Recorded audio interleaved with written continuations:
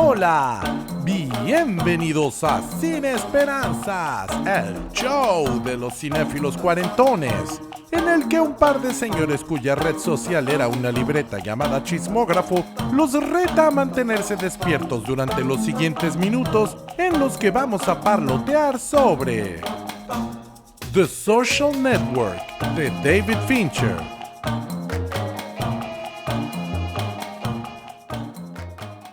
Bienvenidos, estamos aquí reunidos una vez más para celebrar nuestro ritual de amor por el cine en Sin Esperanzas, el show de los cinéfilos cuarentones en el que Paquito Rodríguez y un servidor, Fernando C. Fink, comentamos películas que nos han marcado a lo largo de nuestras vidas.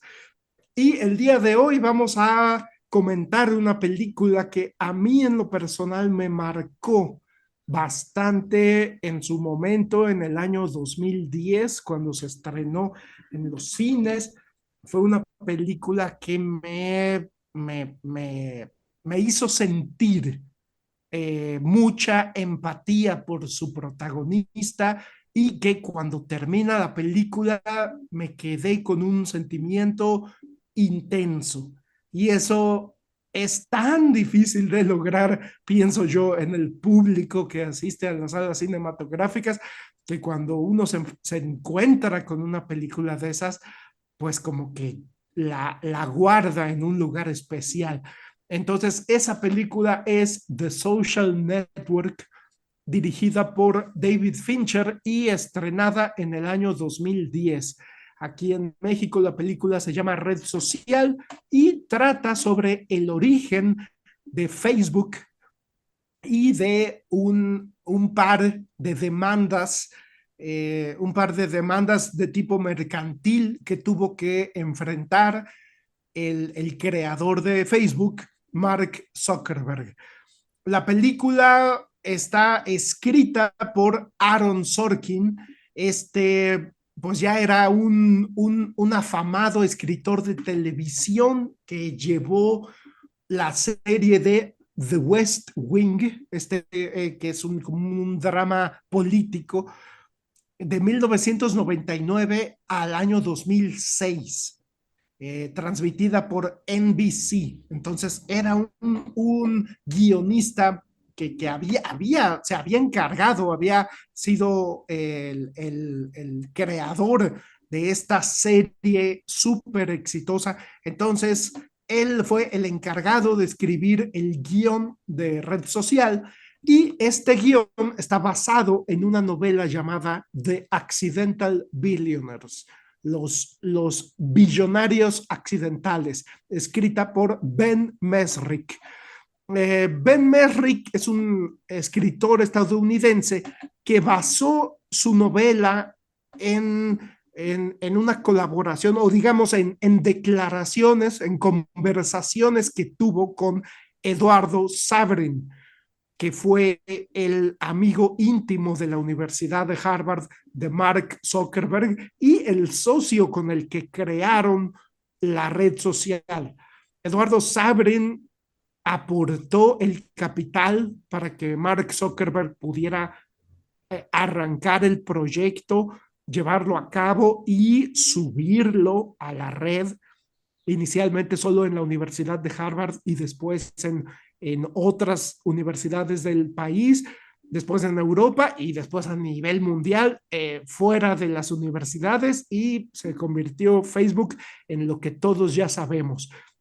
La historia cuenta desde un punto de vista muy personal, centrado obviamente en Mark Zuckerberg, pero Eduardo Severin fue el que le contó la historia a Ben Mesrich, el novelista.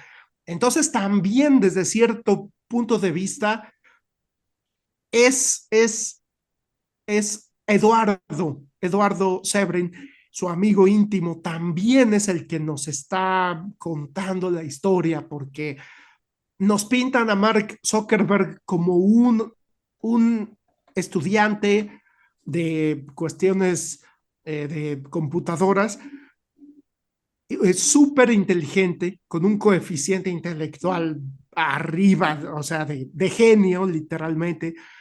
Nos lo pintan como un chavo inseguro, un chavo acomplejado, un chavo arrogante, soberbio, que se siente más que los demás por su inteligencia y su capacidad impresionante para lo digital, lo electrónico, lo informático, pero que tiene estos aires de superioridad son producto de un complejo de inferioridad. Entonces, en la escena inicial lo vemos platicando con su novia en un restaurante, en un bar, pero a lo largo de la conversación lo vemos hacer comentarios bastante humillantes, bastante pasivo-agresivos, por no decir más bien agresivos hacia su novia, hacia la universidad, que no es Harvard, que es como de medio pelo en los ojos de Mark Zuckerberg. Lo vemos denostar a su novia, lo vemos estar obsesionado por entrar a estos clubes exclusivos de Harvard y ella se lo hace ver. El caso es que lo corta porque la humilla demasiado. Entonces, Mark Zuckerberg esa noche crea una cuestión que también es humillante para las mujeres, sube a la red de Harvard un concurso de mujeres, de fotografías sacadas de los álbums de generaciones de Harvard, fotografías de las chicas, de las estudiantes, y te pone a ti como usuario a elegir cuál está más guapa. Entonces hace esta cuestión tan misógina de poner en la red este concurso de poner dos fotos y entonces la gente le pica, esta está más guapa o esta está más guapa. Eso lo lleva a tener problemas con Harvard, lo ponen con 6 meses como que a prueba, pero él es además de que tiene este dolor de ego y de corazón, las dos cosas me parece, le duele el ego y le duele realmente, genuinamente el corazón porque lo cortó su novia. Tiene como una fiebre dentro de sobresalir, de tener reconocimiento y le llegan como relojito en este viaje del héroe, le llegan los hermanos Cameron y Tyler Winklevoss, que son dos niños ricos de Harvard, que también son súper inteligentes, súper atletas, y le proponen hacer una red social llamada The Harvard Connection. Entonces, Mark Zuckerberg les dice que sí, pero en vez de hacer eso, crea su propia red social que se llama The Facebook y que después le cambia al nombre a solo Facebook con su amigo Eduardo Saverin. Y la historia, la película nos lleva al punto en que los hermanos Winklevoss terminan demandando a Mark Zuckerberg porque le dicen que les robó su idea de la red social y su amigo Eduardo Saverin lo demanda porque al parecer hubo ahí una mala maniobra de Mark Zuckerberg ya cuando eran exitosos, ya cuando eran millonarios. Al parecer hubo una mala maniobra y le quitaron sus acciones a Eduardo Saverin. Y la película es fascinante cómo nos mezcla la historia de la creación de Facebook y el juicio que tuvo que enfrentar, los dos juicios que tuvo que enfrentar Mark Zuckerberg, que no llegaron a juicio, que fueron demandas que se quedaron en negociaciones y que fueron reales, aunque Eduardo Saverin dice que la relación entre Mark Zuckerberg y él no es como la pintan en la película. Si usted vio la película, sabrá que la pintan como que se enemistaron de manera mortal y el Eduardo de la vida real dice que realmente no fue así y que pues sí hubo un litigio, pero que ellos siguen siendo amigos. Sin embargo, la película me parece que está impresionantemente bien dirigida por el maestro David Fincher, ese cineasta del cual ya hemos estado hablando últimamente en este podcast. Me parece que David Fincher nos lleva a sentir una verdadera empatía, y no les voy a spoilear el final si no han visto la película, pero creo yo que es un viaje del héroe muy bien logrado en cuanto a la sutileza con la que te manejan al final este cambio de conciencia de este joven, de Mark Zuckerberg. Y yo aquí termino mi primera participación y le cedo el micrófono a mi compañero y amigo y hermano del alma, Paquito Rodríguez. ¿Tú cómo viviste The Social Network, Paquito? Hola Fer, muchas gracias por la presentación. Pues mira, aquí estamos de nuevo hablando de David Fincher. Esta ya es la quinta vez en el programa, pero la cuarta en esta temporada, y es que nos dimos cuenta de que había muchas de sus cintas que nos resultaban entrañables y no habíamos hablado lo suficiente de este director que nos gusta tanto. Imagínate, nomás teníamos una. The Social Network fue una propuesta de Fernando y a mí me dio gusto revisitarla. Solo la había visto una vez y había detalles que no me quedaban muy claros. En esta revisitada, pues ya un poquito más. Pues los elementos David Fincherescos siguen ahí. Ya hemos dicho varias veces que utiliza el color para dar sentido dramático y en esta ocasión utiliza colores ocres con un tonito verdoso que a él le gusta mucho. Ya es la paleta de colores Fincher. La producción es impecable, como nos tiene acostumbrados el director, y va tan lejos como recrear con exactitud el vestuario de los personajes que interpretan los actores. El mismo Zuckerberg llegó a decir que era impresionante lo precisos que habían sido reconstruyendo su vestuario de la época. Lo que a mí se me hace bien interesante porque yo no tengo idea de qué me ponía cuando. O sea, si a mí me dices, vamos a hacer una película tuya de hace 5 años de cómo te vestías, o sea, no me acuerdo cómo me vestía. Nada en la vida me parece más irrelevante que la ropa. Pero bueno, David Fincher, siempre un pionero tecnológico. Para el papel de los gemelos Winklevoss, el director contrata a dos actores. A Armie Hammer, actor que hoy en día trasciende su talento, perdón, trasciende más allá de su talento por la controversia que lo persigue. Y Josh Pence, que era un modelo de Ralph Lauren y que solo interpreta el papel del cuello para abajo.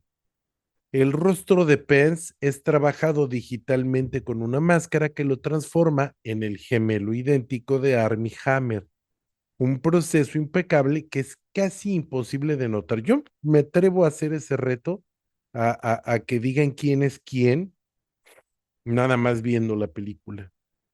A lo mejor sí haya quien pueda, yo no pude.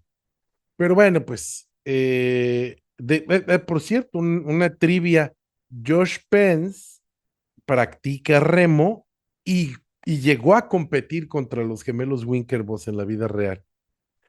Bueno, pues para la película, no, ni su fotografía, ni su producción, perdón, son lo que la hace destacar. La película destaca por el guión de Aaron Sorkin, que está basado en el libro de Ben Mesrich. El neoyorquino de 63 años, me refiero a Aaron Sorkin, tiene en su currículum varios guiones, muchos se me hacen irrelevantes, pero el de la película A Few Good Men, que fue dirigida por el grandioso Rob Reiner en 1992 y a la que debemos la famosísima frase You can handle the truth. Pero pues ese es guión de Sorkin. Y pues él toma los hechos históricos y construye con ellos una narrativa que coquetea, perdón, con el thriller, pero de lejitos nada más. Y finalmente nos da una película de abogados, como las hay muchas, en la que los recursos legales reemplazan en esta red semiótica a las pistolas y las explosiones. Es lo mismo que ver una película de acción, pero en vez de armas tienen argumentos y manipulación de la perspectiva y de la realidad. Por una parte, es de agradecer porque si fuera esta una cinta apegada a la estricta realidad, pues seguramente sería muy aburrida. Es lo que diferencia al cine documental de cine de ficción. Este último debe priorizar el drama por encima de la objetividad histórica y de las evidencias. Claro, yo no quiero decir que el documental sea necesariamente aburrido, solo digo que un buen documental debería tener como prioridad los hechos y la evidencia. Bueno, al menos un documental responsable. Hay muchos documentales que le meten drama para que el público no se aburra y son buenos, pero aguas, porque están rayando en la irresponsabilidad. Pues bueno, aquí es donde yo sí ya tengo una queja. Esto además es lo podemos rastrear al episodio anterior, JFK, donde yo ya hablé de esta queja que tengo. No es de la película Social Network per se, porque me parece buenísima, me parece una película impecable, sino al género de película basada en hechos reales. Esta es un poquito biopic. Históricamente, cuando el cine toma una historia real y la adapta a la pantalla, asume que todos estamos en el entendido de que lo que pasa en pantalla no corresponde a la realidad y que solo por aproximación se le puede llamar histórico al hecho dramático que se desarrolla ante nuestros ojos. Nos podemos remitir a cintas como Psycho de Alfred Hitchcock, 1960, cuya premisa argumental, la de la novela al menos, está superficialmente inspirada en los crímenes de un asesino real. Pero estas similitudes son tan superficiales que apenas si puedes vislumbrarlas. Apenas y sale Ed Gein ahí perdido en el tejido dramático. No es la única película inspirada en este asesino. The Texas Chainsaw Massacre de Toby Hooper, 1974, The Silence of the Lambs de Jonathan Demme en 1999. Las dos hacen lo mismo y si conoces estas películas como yo, se darán cuenta de que tampoco son particularmente precisas y que no tienen casi nada que ver con el hecho histórico. Son muy superficialmente inspiradas por este asesino de la vida real, que además sí fue asesino, pero la mayoría de los cadáveres que tenía en su casa no los mató, se los robó de un cementerio. Bueno, pues el problema es que si haces tu película demasiado bien y tu público no tiene la madurez, y en mi experiencia personal, esto estoy hablando de mí, no es fácil llegar a esa conclusión uno solo, pues entonces no entiendes que esto no es ni remotamente la reconstrucción de un hecho histórico. Podrías irte con la finta y hacerte una opinión sobre una persona que resulta ser retratada bajo una luz poco halagüeña o a lo mejor demasiado halagüeña. Tal es el caso de Sean Parker, que es encarnado con maestría, debo admitirlo, por Justin Timberlake, y que aparece como un playboy idiota, soberbio y bastante grosero, que mina la amistad entre Zuckerberg y Saverin, como si fuera una telenovela del canal de las estrellas. En la vida real eran y siguen siendo muy cercanos, tanto Parker como Severin, y pues son buenos amigos. Y este pleito legal no los distanció ni fue tan personal como lo retrata la película. Otro ejemplo es que el papel que hace Jesse Eisenberg es muy bueno, es un personaje interesante, una persona que es incapaz de hacer o mantener amistades y que diseña un sistema que se basa en la construcción de redes de amigos, perdón, de redes de amigos. Un nerd patológico que maltrata a todos los que lo quieren y los aleja de sí, pero que al mismo tiempo los manipula para mantenerlos dentro de su cajita. El actor utilizó las herramientas que nacen de su propia neurosis. Jesse Eisenberg padece de trastorno obsesivo compulsivo y construye este personaje que es a la vez odioso, pero humano, por el que terminamos sintiendo compasión y empatía, aunque no simpatía. De nuevo, corremos el riesgo de pensar que el propio Zuckerberg es así, para bien o para mal. Independientemente de si es o no una mala persona, después de verlo en múltiples ocasiones hablando y rindiendo cuentas ante el Senado, es fácil darse cuenta que el grosero, sabiendo y antipático de la película no corresponde con el patológicamente tímido y callado Zuckerberg.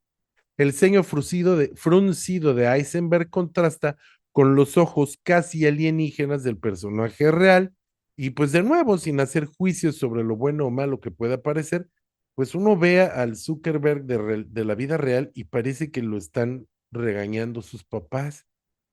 En cambio, tú ves al Zuckerberg y Jesse Eisenberg y es el típico sangroncito que no sabe cuándo callarse. Y bueno, pues las películas que se basan en hechos históricos pueden ser peligrosas, deberíamos tener mucho cuidado al verlas y recordar siempre que son obras de ficción y que, y que de ninguna manera reemplazan a fuentes primarias de información. Es la tesis que manejé en el capítulo de JFK. Es un problema inherente al género. Pues con estas notas le devuelvo el micrófono a Fernando. Estos comentarios están inspirados en la opinión de Paquito Rodríguez. ¿Cómo la ves, Fernando? Gracias, Paquito. Fíjate que me parece muy interesante estos comentarios que nos haces y yo también quisiera seguir sobre esta reflexión de las películas que están basadas en hechos reales, pertenezcan al género de biopic, como la de Patton o la de Elvis, o pertenezcan a este como que también a lo mejor se le pueda llamar biopic, pero que solo narran un pedacito de la vida de un personaje, como esta nueva película de Priscilla, dirigida por Sofía Coppola, en la que se supone que Priscilla Presley sí le contó de primera mano sus vivencias a Sofía Coppola, pero yo creo que tú estás en lo cierto cuando dices que ni siquiera así podemos tomar este género como si nos estuvieran revelando la realidad absoluta. Y creo que es un reclamo o queja muy válida la que haces de que este género hay que tomárselo como ficción.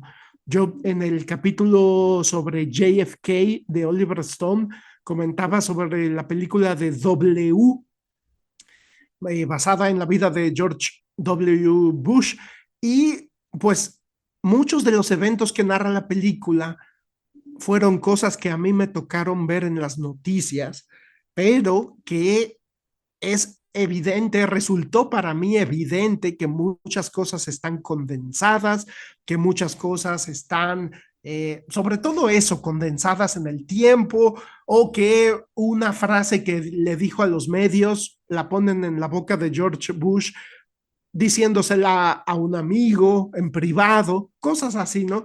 Pero básicamente yo lo que a mí me llama mucho la atención de esta película de Social Network, cuando me metí a investigar, es lo que en la película se supone que es como la motivación subyacente más profunda del protagonista, que a lo largo de la película nos lo van recordando y que con eso comienza la película, cuando su novia lo corta y él lleva a cabo todo este trabajo y saca a flote de Facebook y se vuelve famoso, por así decirlo, en circuitos universitarios.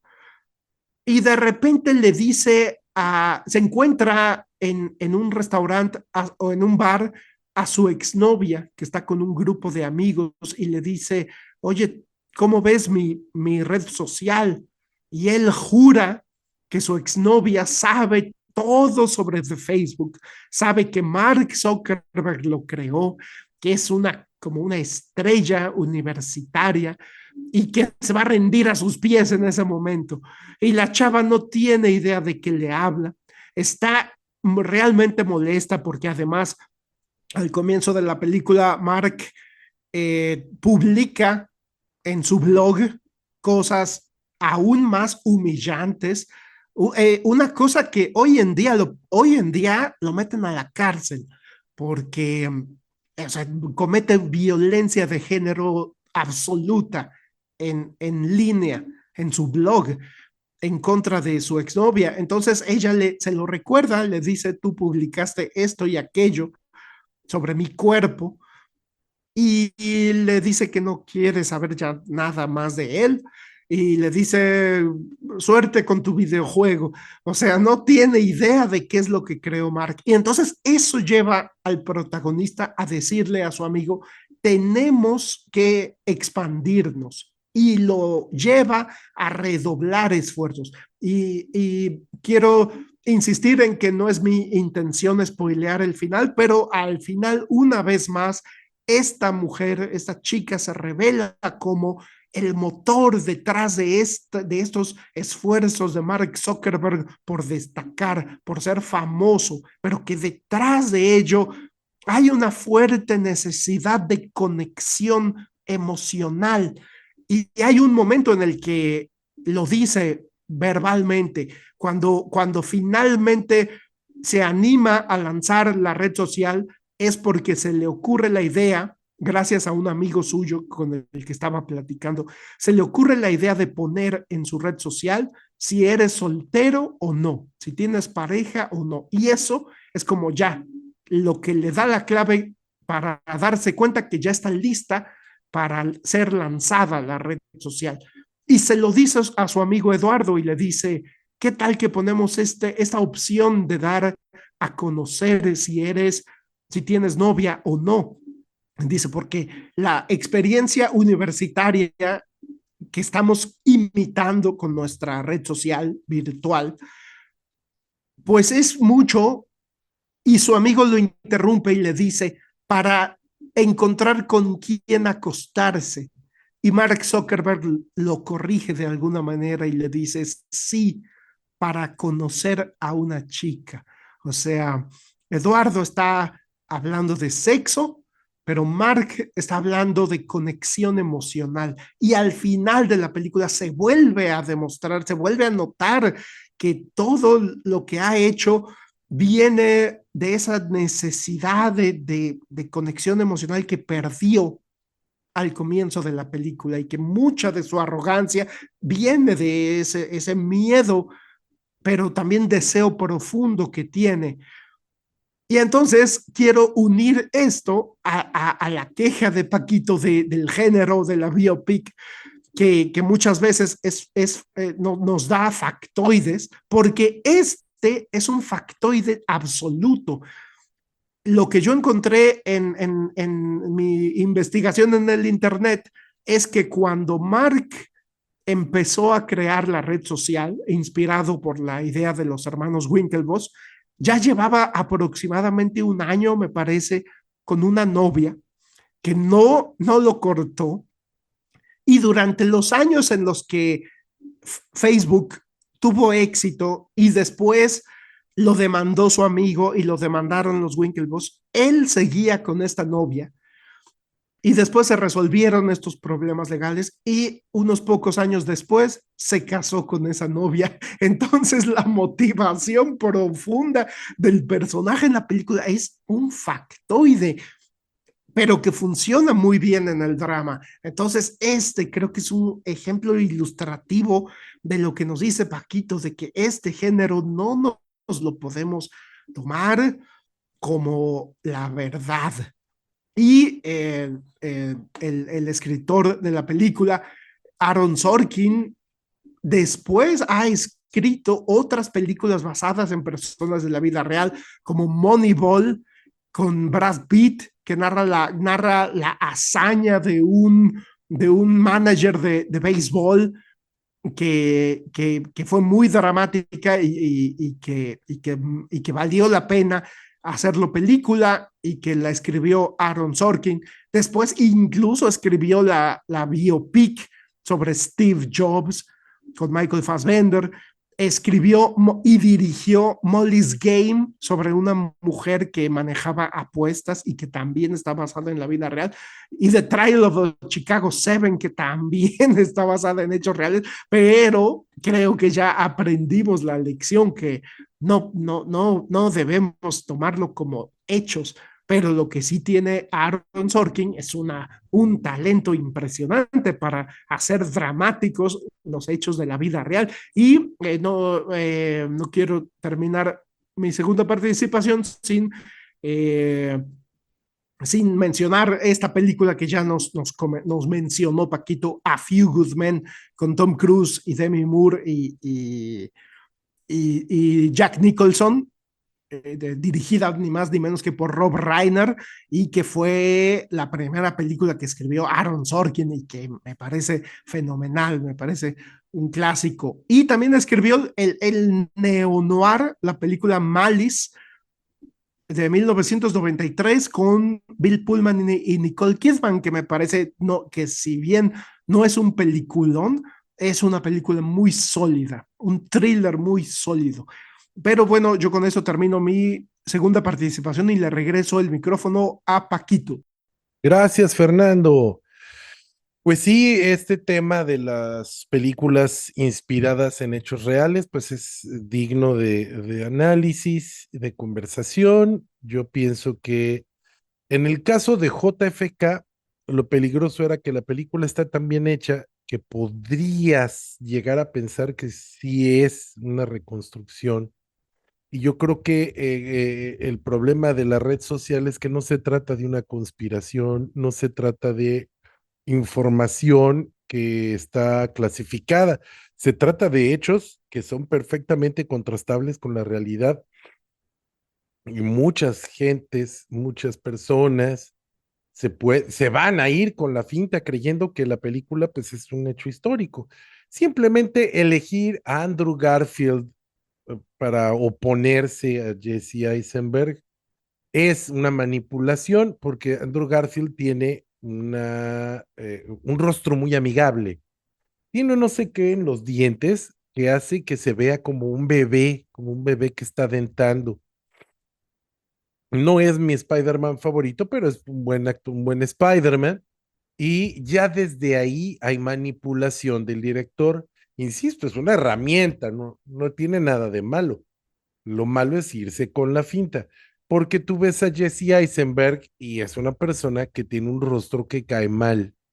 Yo no lo he visto hacer papeles diferentes, lo vi en la de Zombieland, por ejemplo, y en Zombieland no es tan antipático, pero no es simpático, porque tiene un rostro muy fuerte, muy duro. A lo mejor como persona es muy simpática, pero la impresión que da, si lo valoras nada más por la portada, es esa, es una posición un poco antipática. Irónicamente, cuando hizo el papel del ex Luthor, pues se me hizo más de chistorete, no se me hizo un Lex Luthor fuerte, neurótico, era más bien como de risa, como de gag.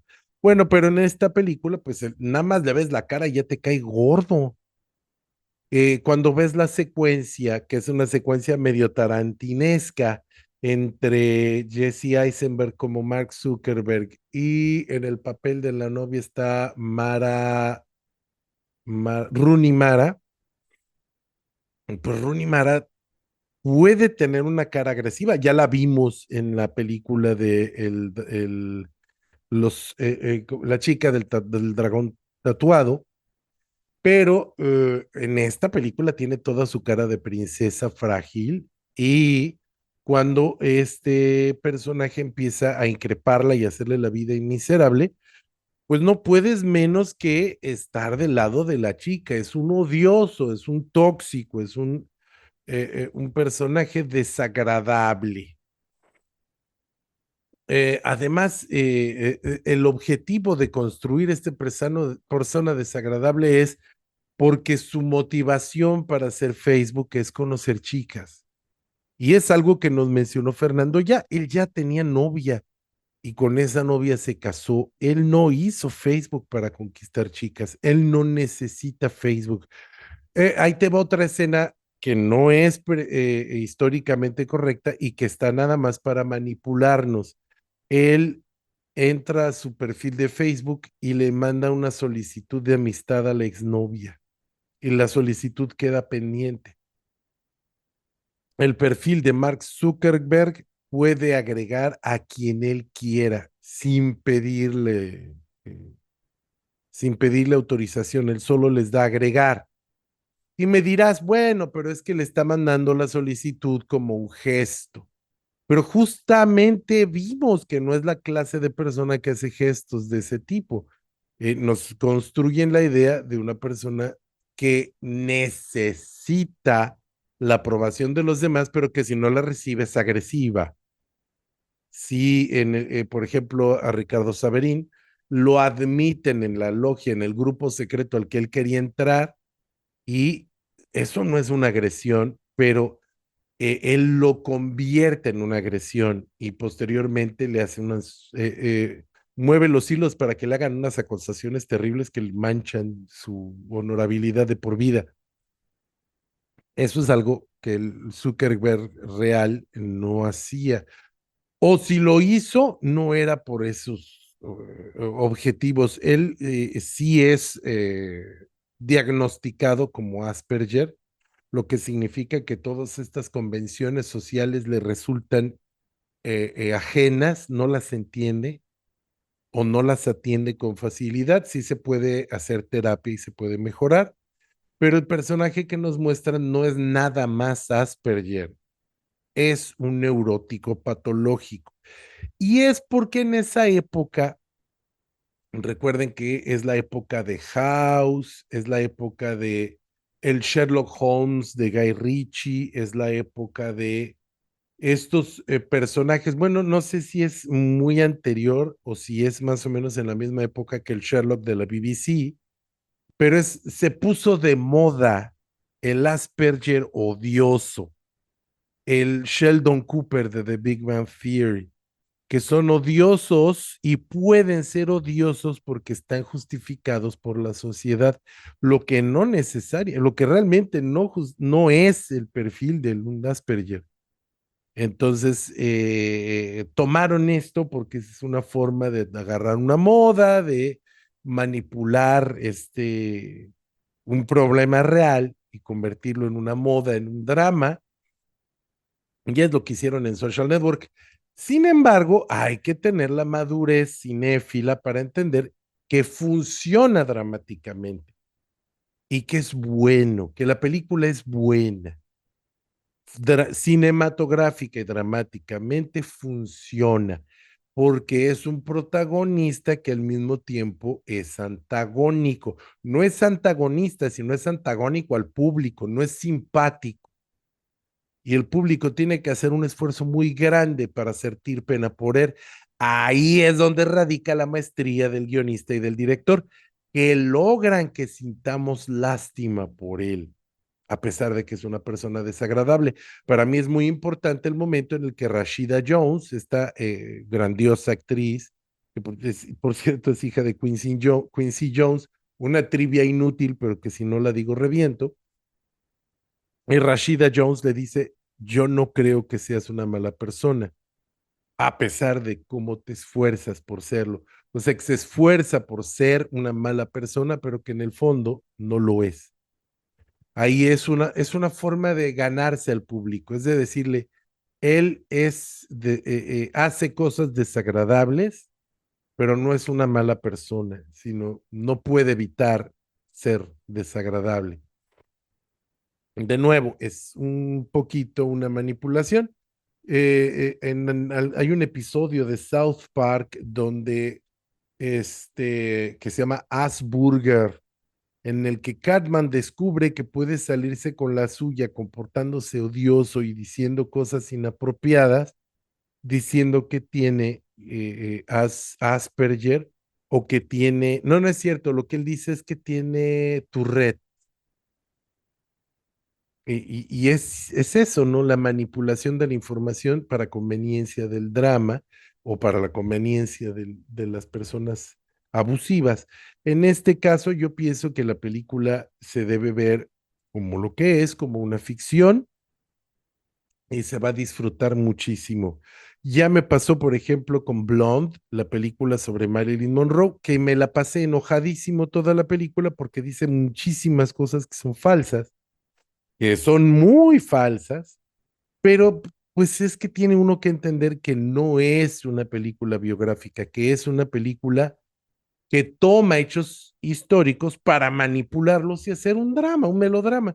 A mí me parece que no necesitas, o sea, si tienes un drama, puedes hacerlo sin tener Marilyn Monroe ahí, a lo mejor eso es lo que sí es censurable, pero como películas tienen otro valor.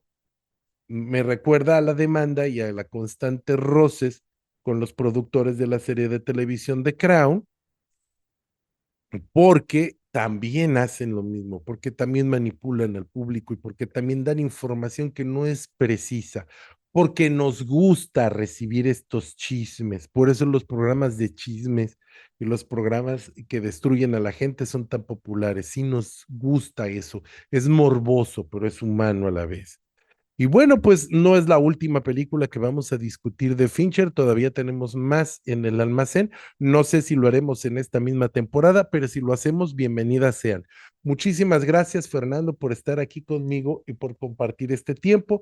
Quiero mandarle un saludo a mis sospechosos comunes, a Fernando Carrillo, no, ese eres tú, Fernando Carrillo Fink, no, a Fernando Rivero, a Briseidi Torres y su hermosa familia, a Omar López, a Abraham González, el más leal y el más fiel de los mensajes en YouTube, a Víctor Domínguez Díaz, mi hermanito también, mi otro hermanito del alma, a mi papá, que cómo nos hace el paro escuchándonos, y por supuesto a Carolina González, nuestra productora ejecutiva, que es la que me permite estar aquí con ustedes grabando, pues produciendo y subiendo a tiempo el programa.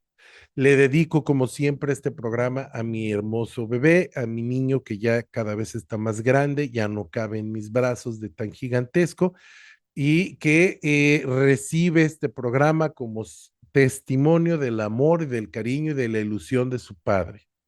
Te devuelvo el micrófono, Fernando. Muchas gracias por darme este tiempo.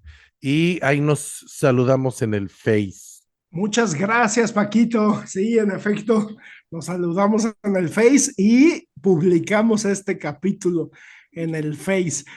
Yo quisiera concluir mencionando dos cosas eh, que pues van sobre la misma línea que hemos estado haciendo, pero que me parece una anécdota interesante.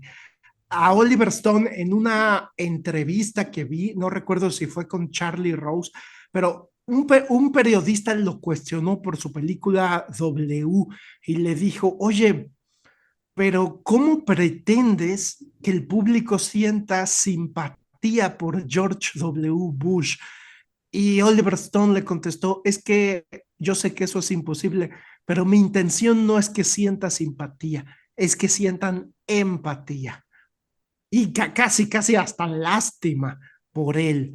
Y creo yo que la película funciona muy bien en ese sentido y lo logra. Estamos 2 horas con George W. Bush y sentimos empatía y hasta lástima por él. Entonces, eso contrasta con el odio que ya traemos por todo lo que hizo como presidente y también con las malas acciones que estamos viendo en pantalla, pero se logra por la empatía que nos maneja Oliver Stone. Entonces, en ese caso, también pienso yo que The Social Network, como dice Paquito, Jesse Eisenberg tiene un rostro muy duro que nada más de verlo te cae mal, sobre todo cuando pone esa cara de sangrón.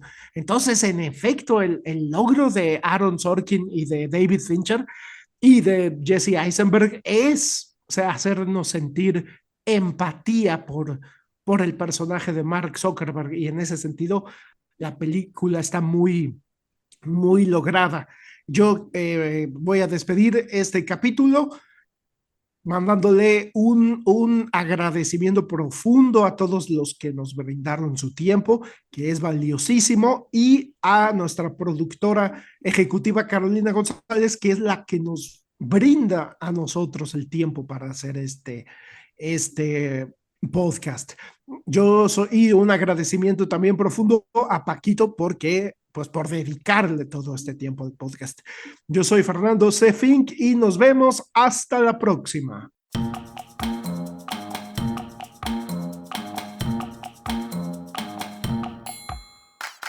Esta es la quinta temporada de Sin Esperanzas, el show de los cinéfilos cuarentones, con Fernando C. Fink y Paquito Rodríguez.